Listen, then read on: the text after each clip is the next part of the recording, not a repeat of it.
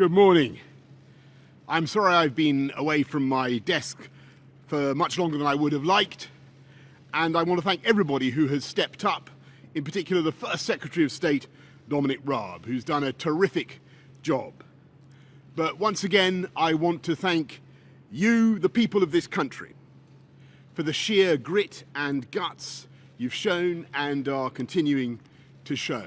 Every day, I know that this virus brings new sadness and mourning to households across the land. And it is still true that this is the biggest single challenge this country has faced since the war. And I in no way minimize the continuing problems we face. And yet it is also true that we are making progress with fewer hospital admissions, fewer COVID patients in ICU, and real signs now that we are passing through the peak. And thanks to your forbearance, your good sense, your altruism, your spirit of community, thanks to our collective national resolve, we are on the brink of achieving that first clear mission to prevent our National Health Service from being overwhelmed in a way that tragically we have seen elsewhere. And that is how and why we are now beginning to turn the tide.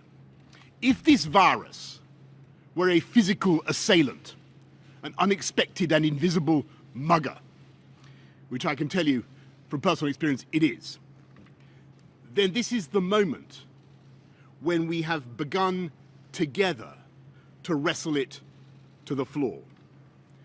And so it follows that this is the moment of opportunity. This is the moment when we can press home our advantage.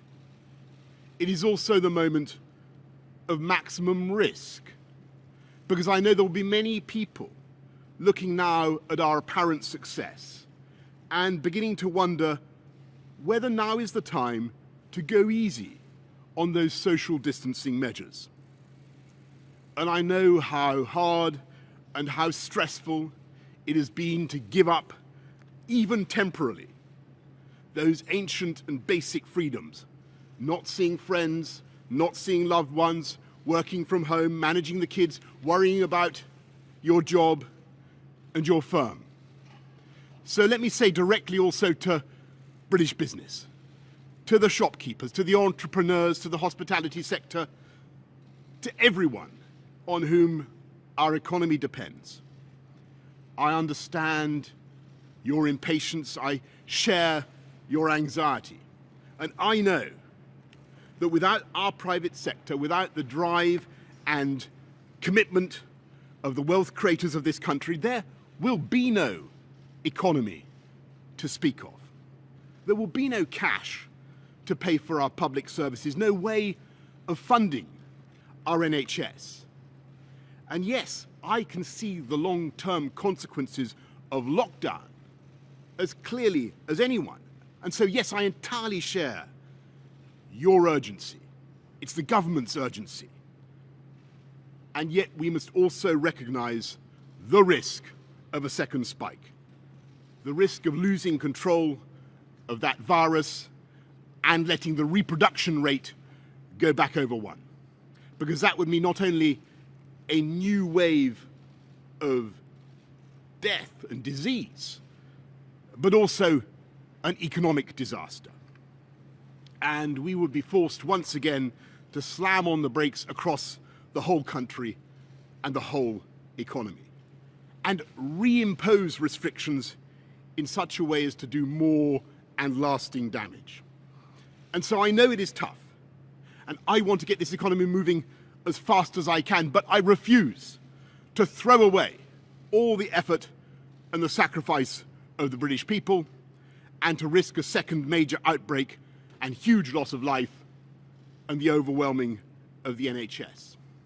And I ask you to contain your impatience, because I believe we are coming now to the end of the first phase of this conflict. And in spite of all the suffering, we have so nearly succeeded. We defied so many predictions. We did not run out of ventilators or ICU beds. We did not allow our NHS to collapse. And on the contrary, we have so far collectively shielded our NHS so that our incredible doctors and nurses and healthcare staff have been able to shield all of us from an outbreak that would have been far worse. And we collectively flattened the peak.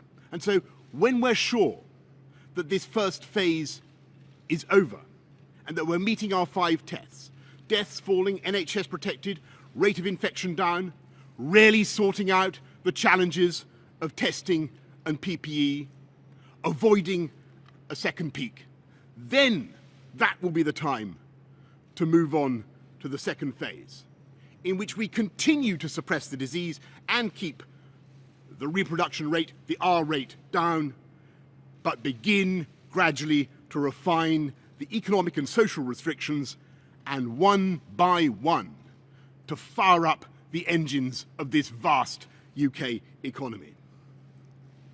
And in that process, difficult judgments will be made. And we simply cannot spell out now how fast or slow or even when those changes will be made, though clearly the government will be saying much more about this in the coming days. And I want to serve notice now that these decisions will be taken with the maximum possible transparency. And I want to share all our working and our thinking, my thinking, with you, the British people. And of course, we will be relying, as ever, on the science to inform us, as we have from the beginning. But we will also be reaching out to build the biggest possible consensus across business, across industry, across all parts of our United Kingdom, across party lines, bringing in opposition parties as far as we possibly can, because I think that's no less than what the British people would expect. And I can tell you now that preparations are underway and have been for weeks to allow us to win phase 2 of this fight, as I believe we are now on track to prevail in phase 1. And so I say to you finally, if you can keep going in the way that you have kept going so far, if you can help protect our NHS to save lives, and if we as a country can show the same spirit of optimism and energy shown by Captain Tom Moore, who turns 100 this week, if we can show the same spirit of unity and determination as we have all shown in the past 6 weeks, then I have absolutely no doubt that we will beat it together. We will come through this all the faster, and the United Kingdom will emerge stronger than ever before. Thank you all very much.